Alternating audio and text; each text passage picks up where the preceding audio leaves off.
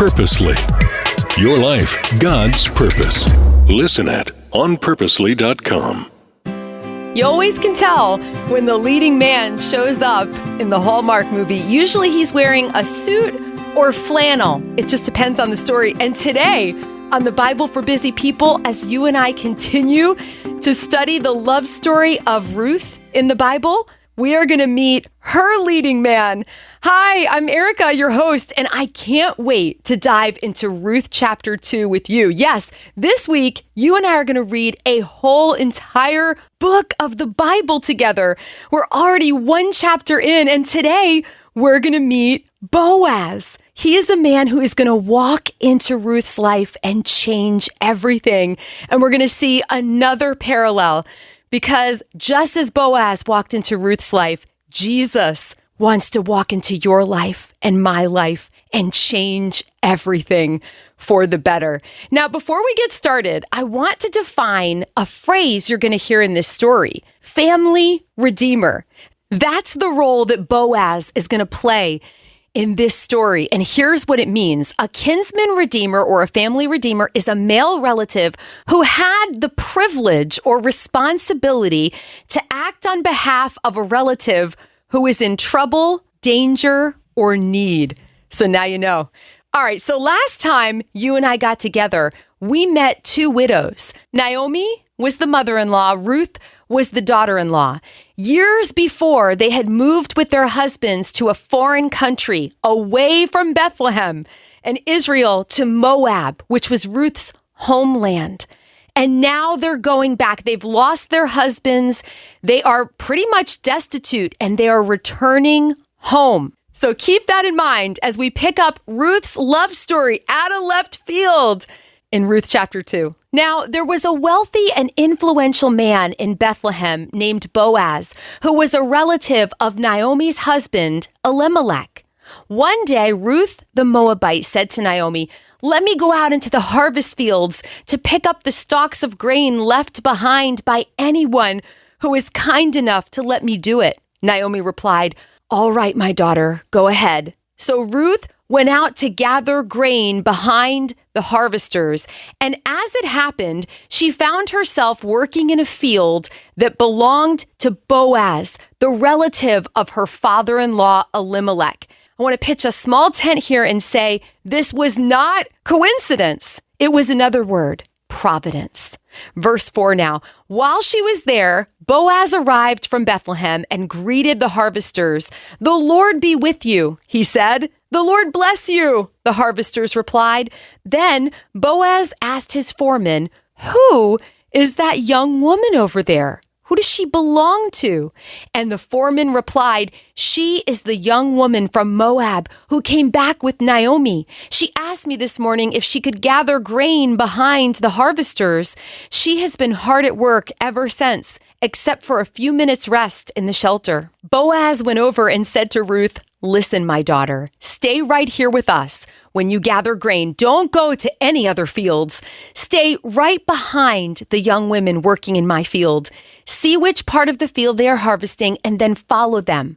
I have warned the young men not to treat you roughly, and when you are thirsty, help yourself to the water they have drawn from the well." Ruth fell at his feet and thanked him warmly. "What have I done to deserve such kindness?" she asked. "I am only a foreigner." "Yes, I know," Boaz replied, "but I also know about everything you have done for your mother-in-law since the death of your husband. I have heard how you left your father and mother and your own land to live here among complete strangers. May the Lord, the God of Israel, under whose wings you have come to take refuge, reward you fully for what you have done." "I hope I continue to please you, sir," she replied. "You have comforted me by speaking so kindly to me, even though I am not one of your workers." At mealtime, Boaz called to her, "Come over here and help yourself to some food. You can dip your bread in the sour wine." So she sat with his harvesters, and Boaz gave her some roasted grain to eat. She ate all she wanted and still had some left over. What does that remind you of? Remember when Jesus came and he fed the 5,000 with just a few fishes and a few loaves of bread. Oh, and the people, after they had their fill, 5,000 people plus, they still had leftovers. God is generously providing for Ruth. This is who he is. This is what he does. Verse 15, now, when Ruth went back to work again, Boaz ordered his young men, let her gather grain right among the sheaves without stopping her, and pull out some heads of barley from the bundles and drop them on purpose for her. Let her pick them up and don't give her a hard time. So Ruth gathered barley there all day, and when she beat out the grain that evening, it filled an entire basket. She carried it back into town and showed it to her mother-in-law. Ruth also gave her the roasted grain that was left over from her meal. Where did you gather all this grain today? Naomi asked. Where did you work? May the Lord bless the one who helped you. So Ruth told her mother-in-law about the man in whose field she had worked. She said, the man I worked with today is named Boaz. May the Lord bless him, Naomi told her daughter-in-law. He is showing his kindness to us as well as to your dead husband.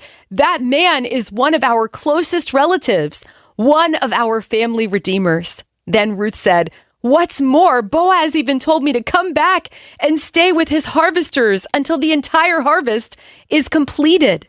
Good, Naomi exclaimed. Do as he said, my daughter. Stay with his young women right through the whole harvest. You might be harassed in other fields, but you'll be safe with him.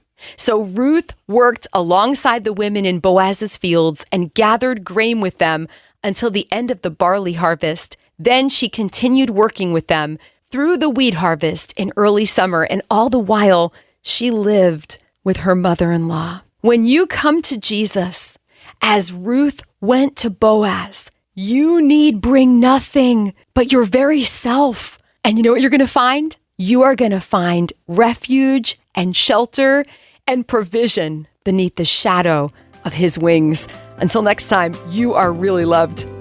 Thank you for making time for the Bible for Busy People today. If being part of this community is a blessing to you, it's super easy to share this podcast with someone you love. We're all about spreading the hope of Jesus like butter. So if you've got a moment to write a review, boy, we'd really appreciate that. Maybe you need a little prayer today, or you're ready to take that next step with God. I invite you to check out our show notes. You're going to find lots of encouragement there. This podcast is one branch on a tree called Purposely, a podcast network designed with practical podcasts to help you find and thrive in God's purpose for your life. If you've got a pulse, you've got a purpose.